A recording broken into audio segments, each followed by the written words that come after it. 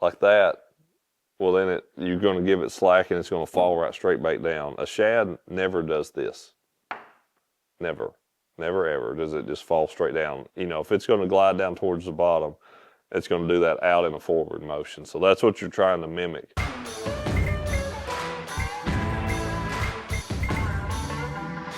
Hey everybody, welcome back to the channel. Welcome back to the Technique of the Month video for June, and we have effectively filmed 6 months worth wearing the same clothes, same sweatshirt. We ain't even washed them yet.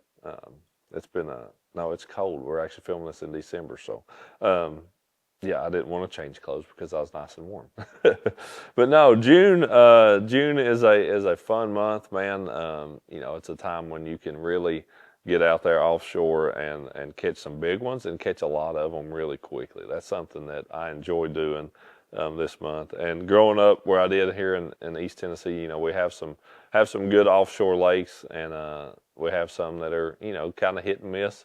But then we're not too far from a lot of the Tennessee River, that historic stuff for offshore fishing. But man, offshore fishing can be really good all across the country. The first year we fished the BPT, we had an event in June on Table Rock, and that was the first time I had ever been out there in that time of the year. And man, it was awesome. Like the offshore fishing up the James River, especially where I was at, was really, really good. Lots of big schools of fish, a lot of fish in them, and catching some really good ones doing that. So that's something that I have always enjoyed doing, is getting out there offshore, using my lake master mapping, using my side imaging on my Humminbird, and finding those groups of fish, and then being able to catch them. We've talked in the past about deep cranking and different techniques to use in the summertime, but this is one that honestly, it's something that I feel like I'm okay at, and I feel like I'm good enough at to be able to discuss and help you all become better at. But it's not something that I'm going to sit here and say I know every detail of it. I know it inside and out.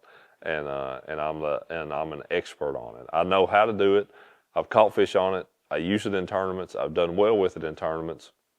But again, I wouldn't say that it's like I'm the expert on fishing a bucktail. That's what we're going to talk about for today's Technique of the Month video, is fishing a bucktail. And I really got a couple different ones, a couple different bucktails right here that are vastly different, vastly different size. You've got one that looks like it could actually eat the other one, just by the amount of hair that is in this one here. I mean, that one is that's a big old shad, right? I mean, that one is very full and makes a pretty big profile. You get that thing in the water and it gets slimmed down a little bit, but that's a you're looking at a 5-inch plus shad, maybe 6 or even better. This one here, by the time you get it slimmed down in the water, it's fairly long and slender with those long chicken feathers there on the back of it, but it's not got near the bulk that this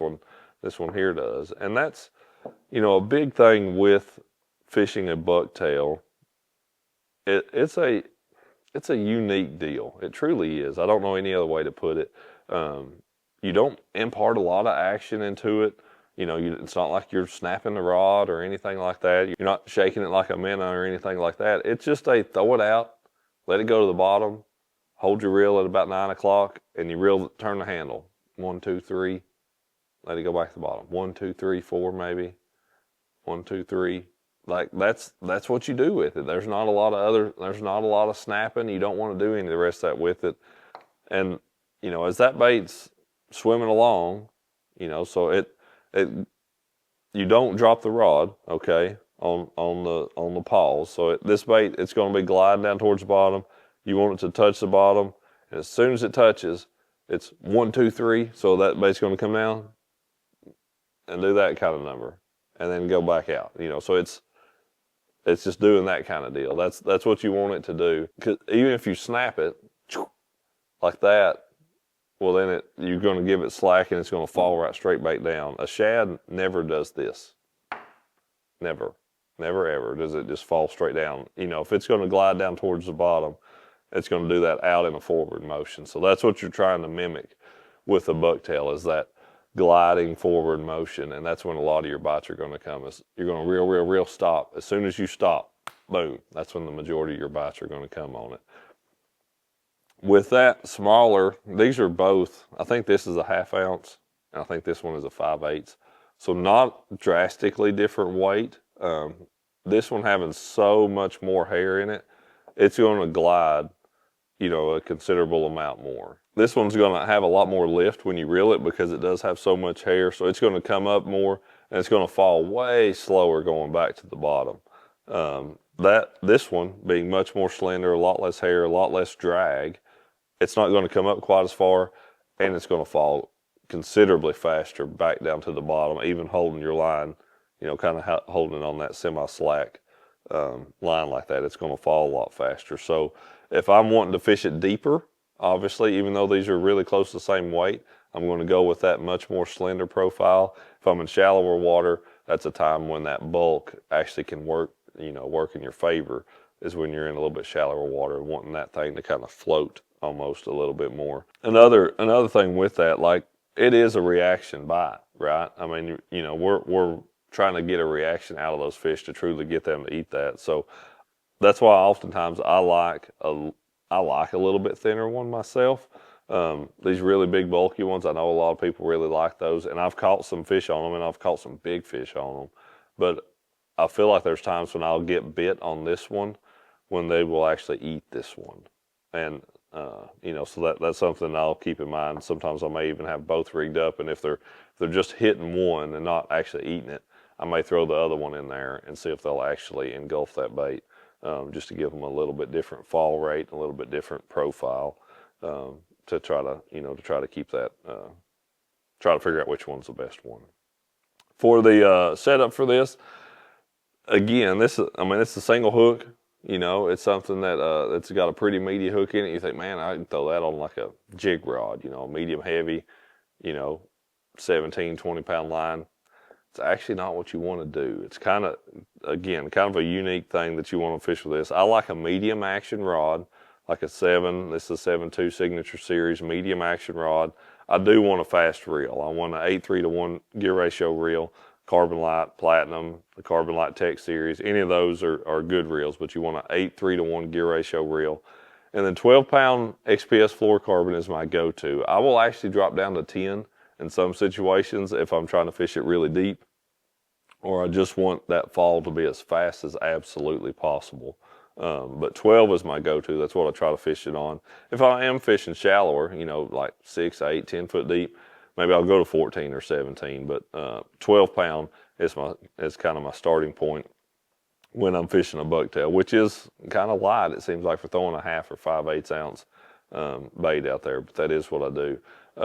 And again, that's, you know, 7.2 in that medium action, but it's a throw it out, let it go to the bottom, reel, like 3 quick turns, just stop, hold that rod there. Reel, stop, hold that rod there.